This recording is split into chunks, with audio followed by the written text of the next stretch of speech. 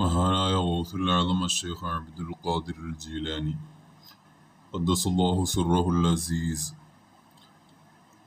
അവർകൾ ചൊല്ലിയതായി അവരിലേക്ക് ചേർക്കപ്പെടുന്ന വളരെ അർത്ഥവത്തായ ഒരു ബൈത്താണ് കാഫ് ബൈത്ത്. ആ കാഫ് ബൈത്ത് 40ഓളം കാഫുകളെ കൊണ്ട് ചൊല്ലപ്പെട്ട ബൈത്താണ്.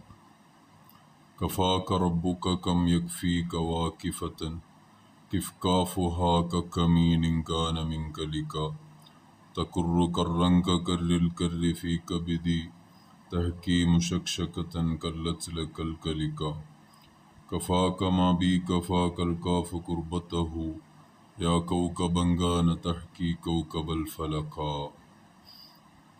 എന്നിങ്ങനെ ചൊല്ലപ്പെടാറുള്ള കാഫ് ബൈത്ത്. ആ കാഫ് ബൈത്ത് ഗൂഗിൾ ചെയ്ത് നോക്കിയാൽ കാഫ് ബൈത്ത് കിട്ടും. ആ കാഫ് ബൈത്ത്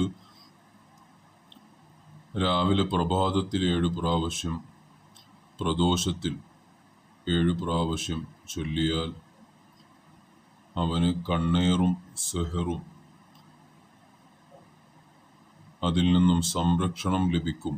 കണ്ണേറും ബാധിക്കില്ല, സെഹറും അവനെ ബാധിക്കില്ല എന്ന് മഹാനായ ഷാഹ് വലിയുല്ലാഹി ദഹ്ലവി റളിയല്ലാഹു അൻഹു പറഞ്ഞതായി കാണാം. മറ്റു മഹാന്മാരും പറഞ്ഞിട്ടുണ്ട്. വളരെ അർത്ഥവത്തായ ഒരു ബൈത്താണ്. നബി സല്ലല്ലാഹു അലൈഹി വസല്ലമ തങ്ങളെ തവസ്സുലാക്കി കൊണ്ടിട്ടുള്ള ദുആ ഉൾപ്പെടെ അതിനകത്ത് അർത്ഥം അടങ്ങിയിട്ടുള്ള ബൈത്താണ്. ആ ബൈത്ത് ചൊല്ലിയാൽ സിഹറിൽ നിന്നും കണ്ണേറിൽ നിന്നും മറ്റു പൈശാചികമായ ഷറുകളിൽ നിന്നുമെല്ലാം മോചനം ലഭിക്കും എന്ന് കാണാം. രാവിലെ 7 പ്രാവശ്യവും വൈകുന്നേരം മഗ്‌രിബിന്റെ തൊട്ട് മുന്നോടിയായി 7 പ്രാവശ്യവും ചൊല്ലുക. അപ്പോൾ അതിൽ നിന്നും സംരക്ഷണം ലഭിക്കും.